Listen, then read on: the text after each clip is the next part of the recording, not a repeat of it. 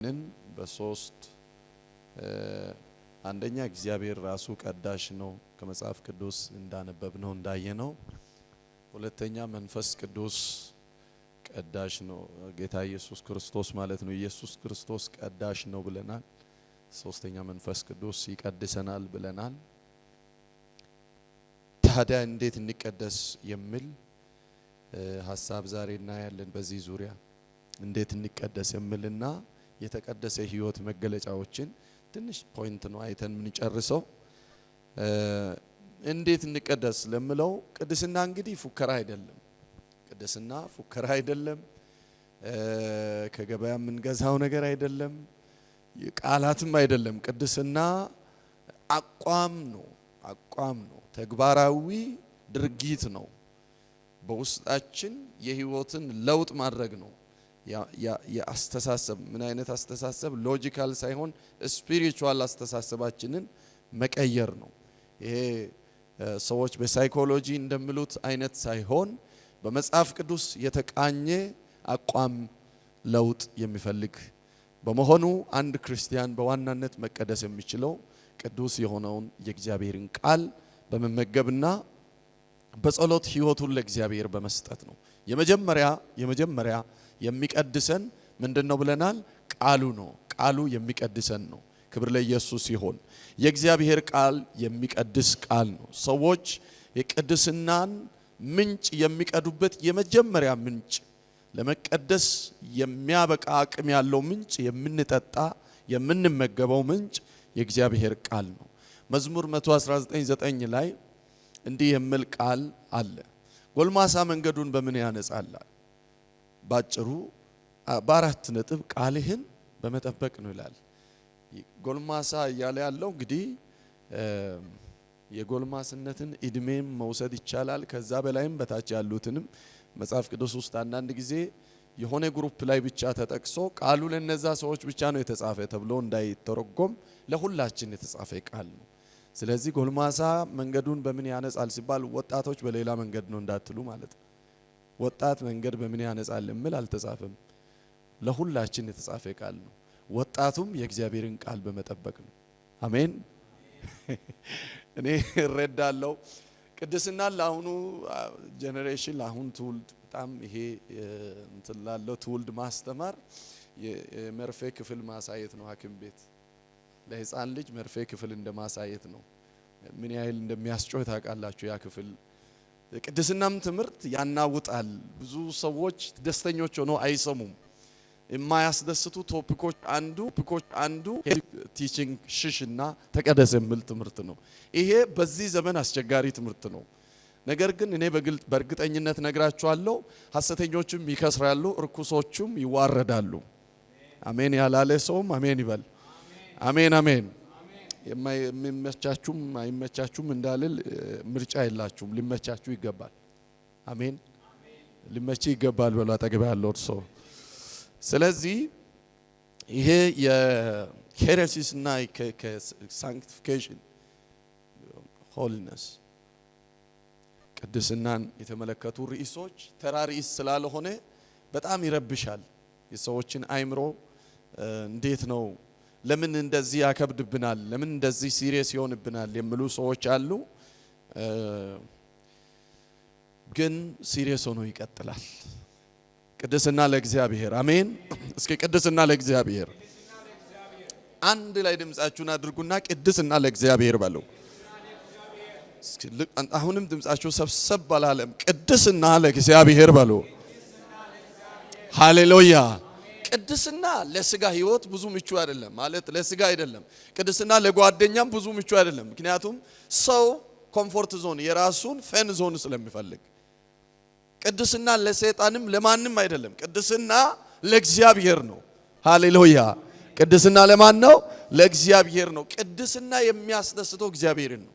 ስለዚህ እንዴት ነው የምንቀደሰው? የእግዚአብሔርን ቃል በመመገብ በእግዚአብሔር ቃል በመሞላት። ጌታ ኢየሱስ ክርስቶስ የመጨረሻ ቡራኬና ጸሎት ሲያደርግላቸው ለሐዋርያቶች እንደዚህ አለ። ላስት ወርዶች ናቸው። እሱን ተመልክቶ ይሄ አንዱ የተናገረ ቃል ነው። በእውነት ቃል ቀድሳቸው። ቃሌ ምንድነውና እውነት ነውና የሚቀድስ ነውና እውነት ነውና በእውነት ቃል ቀድሳቸው ይላል ጌታ ኢየሱስ ክርስቶስ። አሜን። በእውነት ቃል መቀደስ ይሁንልን።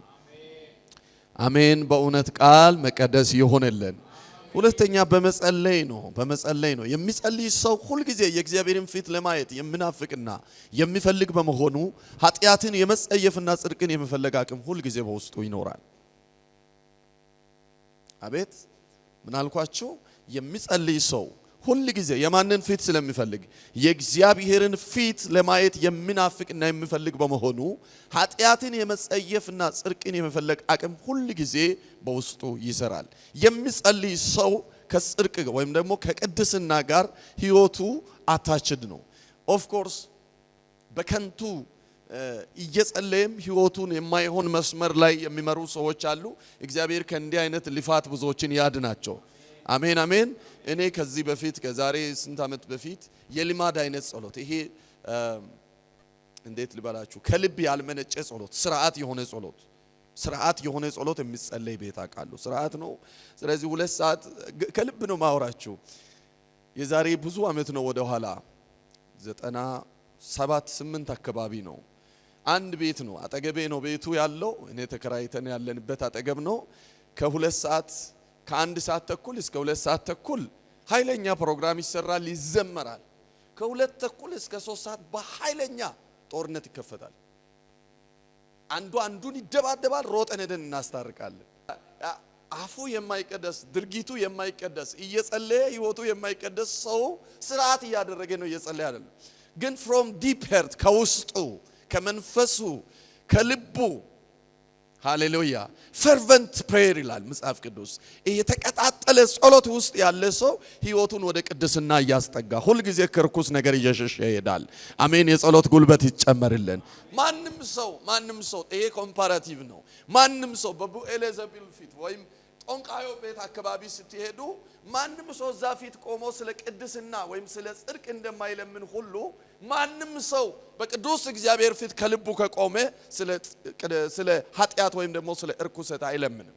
ሁሉ ሰው አስቀድሞ በእግዚአብሔር ፊት እውነተኛ የጸሎት ማንነት ያለ ሰው ሲወርቅ እግዚአብሔር በእውነት ቃል እንዲቀድሰው። እንደውም አብዛኛው ጸሎቶቻችን ፍሬምድ ናቸው አይደለም እንዴ? ስለ ጸሎት እያስተማርኩ አይደለሁም አሁን ግን ፍሬምድ ነው። ለምሳሌ ጸሎታችን የሚጀምረው መጀመሪያ ከምንድነው? አሁን ፍሬምድ የሆነውን እናወራ። የኛ ጸሎት ምን አይነት ነው? ፍሬምድ ነው። እንዴት ነው የሚሆነው? የጸሎታችን ሁኔታ ከምን ይጀምራል? አዋካችሁ ፈታ ብላችሁ ተማሪዎች መልሱልኝ። ከምን ይጀምራል? እናመሰግናለን ጌታን። ሃሌሉያ። በምስጋና የተወሰነ ሰዓት እንሄዳለን። ቀጥሎ በምንድነው የምንጸልየው? ንስሐ እንገባለን። የምስጋና ሰዓት ጥሩ ነው።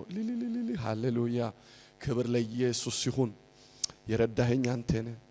ከዛ ከ3 እግር ባጃጅ ያስመለጥከኝ፣ ቅድም እኔን የፈለገኝ ከነበረው ሰውዬ ያዳንከኝ አንተ ነህ። ብዙ ርዕስ ይነሳና ይመሰገናል። የምስጋና ሰዓት ብዙ ነገር ይመጣል። ይሄም እንደውም በዚህ መንገድ ረዳኸኝ እንዲህ ብዙ ይመሰገንና ጌታ ራሱ ሁሉንም እንዲሰማ አንፈልግም። አንዳንዱ አጋንንት ትሬኒንግ እየሰጠ ነው ሙሉ አይደለም ሰዋዊ ድርጊት ሰይጣን ራሱ ከሱ ሌክቸር እየወሰደ ሙሉበት ሰው አለ። እኔ እኮ ይሄን አላቅም ነበር እያለ ማለት ነው። ባለቀንዳሙ አንተ ለካ ይሄን ሁሉ እኔ ይሄን አላቅም ነበር እያለ ሰይጣን የሚማርበት ሰው አለ። በጣም ይሄ አእምሮ ዲሞኒክ ከመሆኑ የተነሳ የንስሐ ሰዓት ድምጽ ምን ይሆናል? ድርግም ይላል። ቀጥሎ ምንድነው? ተውግባ እንጂ ተለበ ምንድነው? ግሳጼ ነው። ቀጥሎ የኛ ጸሎት አሁን ደግሞ የእንትኑ ጊዜ የንስሐ ጊዜ ድምጽም የለም እግርም የለም። ተንበርክኮ በቃ ምትወቆ ነው ተው ይበቃኛል በቃ። አሁን ላይ ተነስተን ከግራም ከቀኝም ከሰሜንም ከደቡብ አራቱም አቅጣጫ እንቃወማለን። ሁሉ ሰው ይነሳና ይደበድባል። ድምጹ አሁን ጮክ ይላል። የኛ ጸሎት ፍሬምድ ነው ብያለሁ። መጨረሻ ስለምንድን ነው የምንጸልየው? በቃ አሁን ደግሞ እኛ መሃል እሱ እንዲመጣ። ቅድም የት ነበር? በእግዚአብሔር ፊት ቆሞ ሰው ስለ ርኩሰት አይጸልይም። እውነተኛ ጸሎት ነው እኔ ያወራለሁ። በመጸለይ ሰው ይቀደሳል። ኦ ሎርድ ልትቀድሰኝ የምትችለው አንተ ነህ። በቅዱስ ቃል ጌታ ኢየሱስ ክርስቶስ ለደቀ መዛሙርቶች እንደጸለየ ቀድሰኝ ብሎ በእግዚአብሔር ፊት ይቆማል። በግልጽ ለእግዚአብሔር ኃጢያቱን ይናገራል። ጌታ ሆይ እኔ በዚህ ሁኔታ ውስጥ አሳልፌያለሁ፣ ፕሊዝ ይጠበኝ። በቃ እግዚአብሔር እኮ የግልጽ አምላክ ነው። በግልጽ ለእግዚአብሔር በመናገር ይነጻል። የሚጸልይ ሰው ሕይወቱ ሁሉ ጊዜ በመንፈስ ቅዱስ እሳት የተቀጣጠለ ነው። በመሆኑ በጋለ ምጣድ ላይ ዝንብ እንደማያርፍ ሁሉ በመንፈስ ቅዱስ እሳት በተቀጣጠለ ሰውነት ላይ ኃጢያት ብዙም ስልጣን የለውም። አጠገብን ሰው ያዝና በጋለ ምጣድ ላይ ዝንብ እንደማያርፍ ሁሉ በጸሎት በተቀጣጠለ ሕይወት ላይ ኃጢያት አይሰለጥንበትም። yes አቅም አይኖረውም። ኦሬዲ ሕይወቱን እያወጣ እያፈተለከ ከዛ ውስጥ እግሩን እያወጣ ይሄዳል ማለት ነው። አንደኛ ጢሞቴዎስ 4:5 በእግዚአብሔር ቃልና በጸሎት ይነጻል ይላል። በእግዚአብሔር ቃልና በጸሎት ይነጻልና። ስለዚህ ይሄ የእግዚአብሔር ቃልና ጸሎት የመጀመሪያ የእግዚአብሔር ቃል፣ ሁለተኛ ጸሎት ወደ እግዚአብሔር በቅድስና እንድንቀርብ የሚያደርግ መሳሪያ ነው። ቅድስናን የምንቀዳበት ምንጭ ነው። ሶስተኛ ለእግዚአብሔር መታዘዝ ነው። እንግዲህ ሮሜ 6:13 ላይ እንዲህ የሚል ቃል ተጽፎ እናገኛለን። ብልቶቻችሁንም ለጽድቅ የቅድስና መሳሪያ አድርጋችሁ ለእግዚአብሔር አቅርቡ። ለማን አቅርቡ? ለእግዚአብሔር አቅርቡ።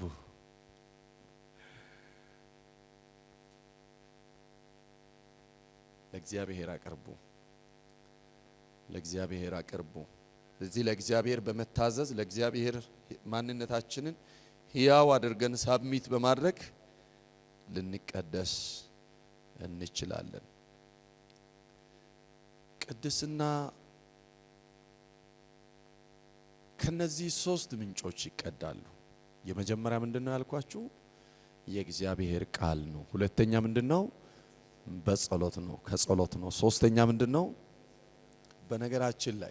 በነገራችን ላይ ሶስቱም ይሹ በጣም ሲሪየስ አቴንሽን የሚፈልግ ነው። አይደለም እንዴ? ቃልን ማንበብ አቴንሽን ይፈልጋል አይፈልግም? ይፈልጋል። ሁለተኛ መጸለይ አቴንሽን ይፈልጋል አይፈልግም? ይፈልጋል። ሶስተኛ እግዚአብሔርን መታዘዝ መሰጠት ይፈልጋል አይፈልግም? ምን ልላችሁ ፈልጌ ነው። ስለዚህ ቅድስና ከኛ የሚፈልገው ድርሻ አለ። ሲምፕሊ በቃ ይሄ ዝም ብሎ ኑሮ በመኖር የሚመጣ ነገር አይደለም። ፊልጵስዩስ ምዕራፍ 2 ቁጥር 12 ላይ እንዲህ ይላል የእግዚአብሔር ቃል፣ በፍርሃትና በመንቀጥቀጥ። ለማን ነው የምንፈራው? ለማን ነው የምንንቀጠቀጠው? ለእግዚአብሔር ነው፣ ሰዎችን አይደለም። እግዚአብሔርን በመፍራት በመንቀጥቀጥ የራሳችሁን መዳን ፈጽሙ ይላል። አሁን ናሬሽን ለመናገር ጊዜ ስለሌለኝ አልፋለሁ። የተቀደሰ ሕይወት በምን ይገለጻል? የተቀደሰ ሕይወት በዋነኛነት በዚህ በሶስት መንገድ ይገለጻል። አንደኛ ከኃጢያት መለየት ወይም ኃጢያትን በመጸየፍ ይገለጻል። ኃጢያትን ይጸየፋል። የተቀደሰ ሕይወት ኃጢያትን ይጸየፋል፣ ይሸሻል።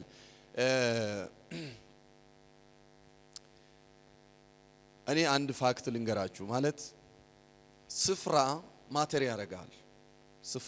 ያረጋል። ይሄ አንዳንድ ሕይወትን አታክ የሚያረጉ ነገሮች በመቃወም ካንተ አይርቁም፣ በመሸሽ ግን ይርቃሉ። ስፍራ ማተር ያደርጋል። ሕይወትህን የሚያደክም ከሆነ ሕይወትህን አታክ የሚያደርግ ከሆነ ከሁሉ አቅጣጫ ሕይወት ላይ ጫና የሚያደርግ ከሆነ እንጀራም ቢሆን በኢየሱስ ስም ገደል ይግባ። በቃ ያንተ መውጣት ነው። እግዚአብሔር እናንተንም ይርዳችሁ። ጥላችሁ ውጡ እያልኳችሁ አይደለም። እኔ ለተለየ ሚሽን እግዚአብሔር ለዚህ ሚሽን ዴዲኬት አድርጎኛል። እናንተን ልመግብ እዚህ እንደሆን ላገለግል። ስለዚህ ወኔ ድፍረት የሚያሳጣ መንፈሳዊ አቅም የሚያሳጣ ብዙ ወረራ ይከፈታል። ያ ወረራ ደግሞ በመሸሽ ነው መውጣት የሚቻለው። በቃ ስቶፕ። አንዳንዶቻችሁ ዛሬ ምሽት አሁን እዚህ ያላችሁ በቁጥር ጥቂት ናችሁ። በሚዲያ ላይ የሚመለከቱኝም ጭምር እናገራለሁ። ጥሩ ገቢ ስላለ ብላችሁ ህይወታችሁን አታክ የሚያደርግ ቦታ ላይ አማራጭ እያላችሁ የተቀመጣችሁ ሰዎች ካላችሁ ወደ አነሰ ገቢም ቢሆን ህይወታችሁን ከማይነካ ወደማይነካ ቦታ ሽፍት እንድታረጉ በጌታ ስም እመክራችኋለሁ። ቢኮዝ ህይወታችሁ በገንዘብ ብዛት አይደለም። ጌታ ኢየሱስ ክርስቶስ እንዲህ አለ፣ ይሄንን ተጠንቀቁ፣ ልብ አድርጉ፣ የሰው ህይወት በገንዘብ ብዛት አይደለም አለ። ገንዘብ ልናገኝበት እንችላለን፣ ዝና ልናገኝበት እንችላለን፣ ብዙ ነገር ልናተርፍበት እንችላለን። ህይወታችንን የሚበላ ነገር ከሆነ ግን ህይወት ከገንዘብ ይሻላል። እኔ እያልኳችሁ ያለሁት ተገዶ አንዳንድ ሰው የሚኖርበት ህይወት አስገዳጅ ህይወት አለ፣ ኦፕሽን የሌለው። ኦፕሽን ኖሮት ግን ለተሻለ እንካም ወይ ለተሻለ ተድላ፣ ለተሻለ ዳቦ፣ ለተሻለ አልጋ ብሎ ህይወቱን በሚያጠቃ ህይወቱን በሚያደክም ቦታ ላይ ላለ በሙሉ ለወጣት፣ ለጎልማሳ፣ ለትልቅ፣ ለትንሽ በጌታ በኢየሱስ ስም ዛሬ እንደ እግዚአብሔር ቃል እመክራችኋለሁ። ህይወት ይሻላችኋል። ህይወት ወዳለበት ትንሿ እንጀራ ሽፍት አድርጉ። አሜን አሜን። ህይወት ያለበት ህይወት የሌለበት ከሆነ ህይወታችሁን አታክ የሚያደርግ ከሆነ ቅድስናን የሚገል ከሆነ በጣም አደገኛ ነው። በጣም አደገኛ ነው። በጣም አደገኛ ነው። ለዛ ይገላል። ግን አንድ ማምኖ ነገር አለ። የእውነትን ቃል በእውነት አስተምራለሁ። አሜን አሜን። እሱ ነው ሚሽኔ፣ የኔ አገልግሎት እሱ ነው። የኔ አገልግሎት የቱ አገልግሎት ነው ብለህ ምናምን አትበል። አምላኬ ፊት እየተመዘገበ ያለ አገልግሎት አለኝ እኔ። አንተ የፈለግከውን በል። በሶጣት ብልጫ ምናምን ያልሆነ የእግዚአብሔር ፊት የሚመዘገብ። ስለዚህ ምን ልመክራችሁ ፈልጌ ነው? ምን ልናገራችሁ ፈልጌ ነው? ስለዚህ ህይወታችን እንዲቀደስ ኃጢአት መለየት ሲባል ኃጢአትን ሰዎች እንዲለማመዱ የሚያደርግ ቦታ ራሱ አለ ነው። ለምሳሌ ካፌ፣ ያ ካፌ እነ ዳንኤል የጠሉት ካፌ ምን አለበት? ስፍራው ቦታው ራሱ ምን አለበት? ኃጢአት አለበት። እዚህ ካፌ አንገባም አለ። ለምን? የሆኑ አማልክት ላይ አስነክቶ ነው። የሆነ አለ። ምግቡ እኮ አደገኛ ምግብ ነው። የሚያፍር ነው፣ የሚያፋፋ ነው። በትንታኔ ስንመለከት ባለፈው ዓመት አስተምሬያችኋለሁ። በከፍተኛ ደረጃ ያንን ጣዖት እንዲያመልኩ የሚያነሳሳ ነው። ምንድነው ብዬ በደንብ ዲጋውት ሲያደርግ ሴክሹዋል ዲዛይር የሚጨምር ነው። ምን ማለት ነው? ሰውን እንደ እንስሳ የሚያደርግ ምግብ ነበር። እኛ ይሄንን ያማረ ቢሆንም አንፈልግም ማለት። እዚህ ያላችሁ ወጣቶች ወንድሞች ሆይ እግዚአብሔር ከሁላችሁ ጋር ይሁንና ይርዳችሁ። አሜን። ይርዳን። አሜን። እንጀራ ከባድ ነገር ነው። እንጀራ በሚል ርዕስ 4 ዓመት ራሱ ብንማር እንጀራ መጥላት አንችልም። ኃይለኛ ነገር ነው። ተከታታይ ትምህርት 4 ዓመት እንጀራ በሚል ርዕስ ብንል እንጀራ መጥላት አንችልም። ሰርቫይቫል ኢሹ ነው። እንጀራ ዳዊትን ለንግስና የከፈተውን ጦርነት ዞር አድርጎ ገለዋለሁ ብሎ ጦር አሰልፎ ወደ ላባ ወደ ናባል ያስኬደ ነገር ነው። ያቺ ሴት ነው አንተ እኮ የእግዚአብሔርን ጦርነት ነው የምትዋጋ፣ እኮ ባላጌ ነው፣ ሰፈር ቁጭ ብሎ በግየው በላ ነው ሙሉ ጥቅም የለውም ብላ ነው የመለሰችው። ነቃ። አንተ የማንን ጦርነት የምትዋጋ ነህ? የሆድ ጦርነት አይደለም አንተ የምትዋጋ ብላ ነው የመለሰችው። አላነበባችሁም? መጽሐፍ እንት ላይ ይሄ ቃል ይገኛል። ስለዚህ ስፍራ ማተር ያደርጋል። ስፍራ ማተር። ስለዚህ ኃጢአት መለየት ሲባል ኃጢአትን የሚያበረታታ አሁን ለምሳሌ ለምን እንዲህ እንደማወራችሁ ታውቃላችሁ? በጓደኞች ግፊት እኔ ኮሌጅ ዩኒቨርሲቲ ላይ ያላችሁ በተለያየ ቦታ በጓደኞች ግፊት ለምን ፓርቲ አንሄድም? ዝም ብለህ አንተ ቁጭ ብለህ ውሃ ዘይት አይናለ ብሎ ይዘው ይሄዱና ውሃ ያጠጡታል። ጥሩ አድርጎ for once and the last ህይወቱ ተበላሽቶ ይመረቃል ያ ሰው። ስፍራ እኛ መገኘት ያለብን ቦታ እንኳን አለን። ክብር ለኢየሱስ ይሁን። አሜን አሜን። እዚሁ እግረ መንገዳችሁን ደግሞ ሱቅ ከፍታችሁ ሲጋራ የምትሸጡም ጭምር እንድትጠነቀቁ ብዬ ካላችሁ እኔ አላጨስም ምን አገባኝ ብሎ ይሸጣል።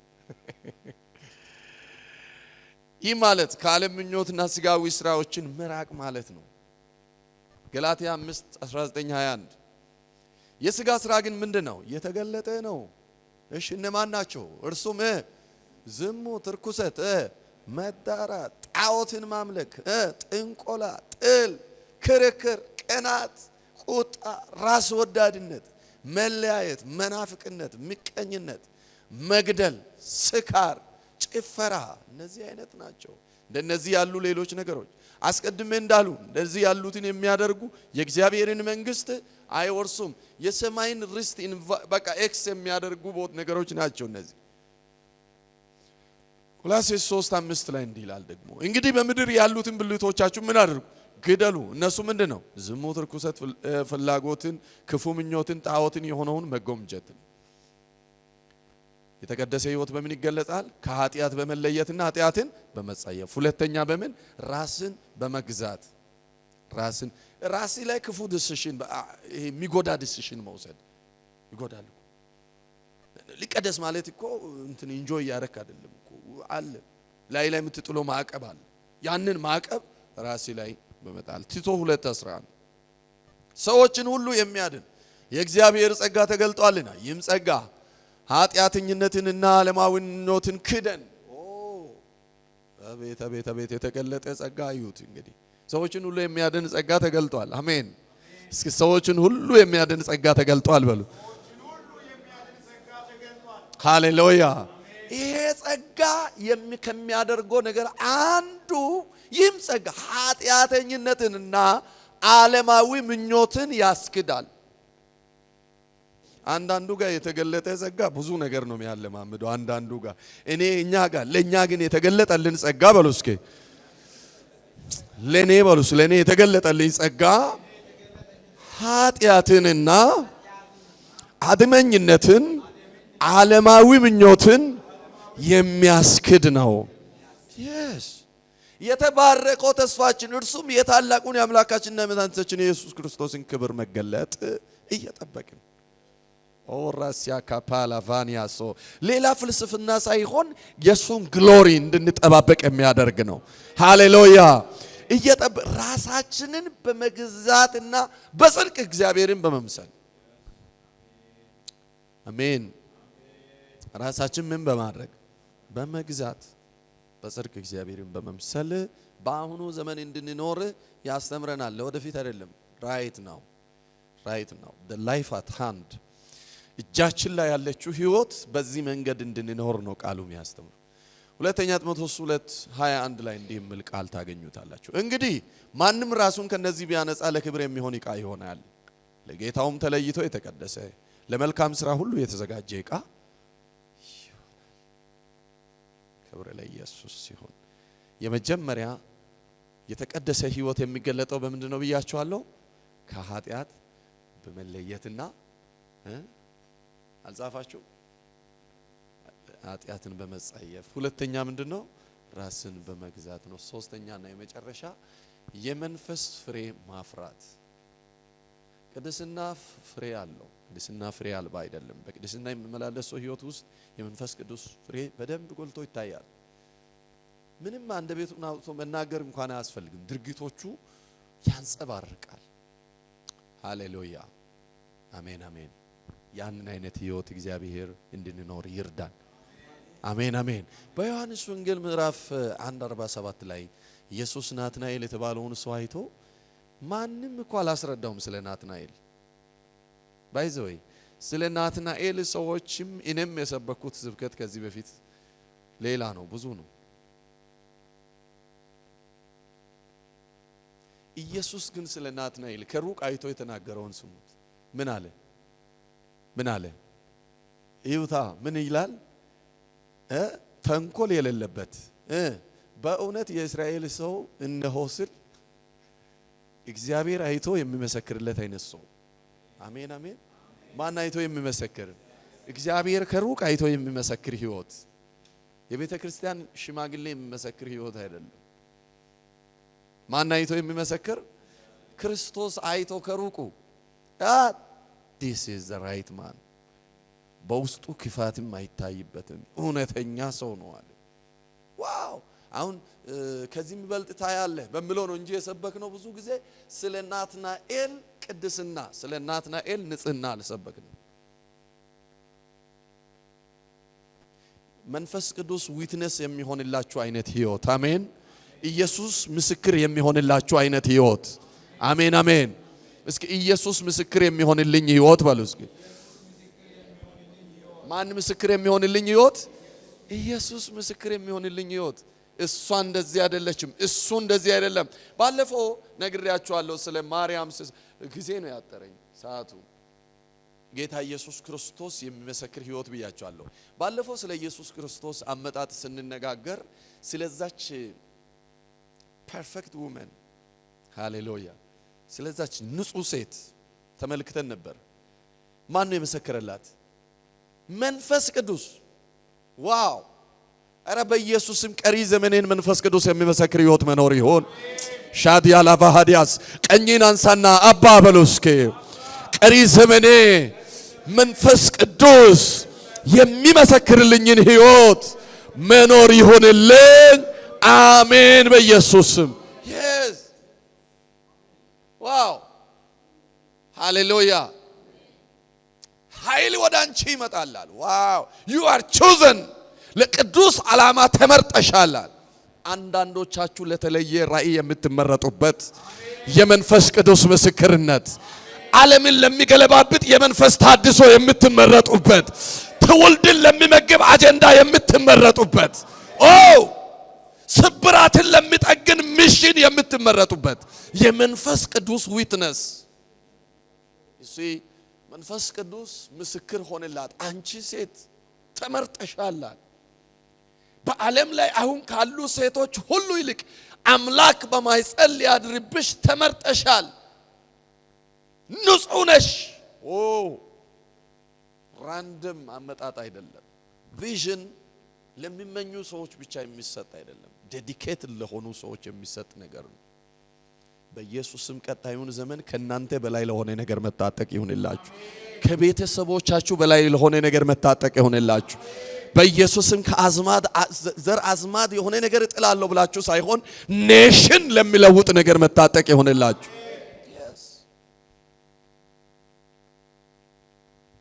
ራይ ዓላማ ተልእኮ የተለየ ነገር የሚሰጠው መንፈስ ቅዱስ ፒክ ለሚያረጋቸው ሰዎች ነው አሜን አሜን ዳግመኛ ላይቆሽሽ ምናልባትም በዚህ መንገድ ልተንብይ ላውራላችሁ የሐዋርያ ጳውሎስ መንገድ ለአንድና ለመጨረሻ መቀየር ብቻ ሳይሆን የሐዋርያ ጳውሎስን መንገድ ለአንድና ለመጨረሻ ከፍታ ላይ ያወጣው ያ መንፈስ በኢየሱስም በእናንተ ላይ ይሆን በኢየሱስም ላመነ ሰው ይሆን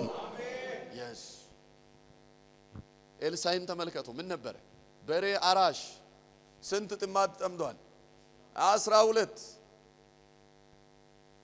ስለዚህ በ12 በሬ የሚታረሰው መሬት በጣም ትልቅ ነው ከዚህ በፊት ብዙ ስለዚህ አውርቻለሁ ለምንድን ነው የመረጠው ውስጡ ያደረ ጽንስ አለ የሚታይ ነገር አለ ውስጡ እግዚአብሔር ከሰማይ ሲያያችሁ ዊትነስ በእናንተ ላይ በልጁ በኢየሱስ ክርስቶስም የሚጠቆም ነገር ከሩቅ ስትታዩ አሜን አሜን ከሩቅ ስትታዩ በመንፈስ ቅዱስ ዲቴክት የሚደረግ ቅድስና የሚገለጥ ቅድስና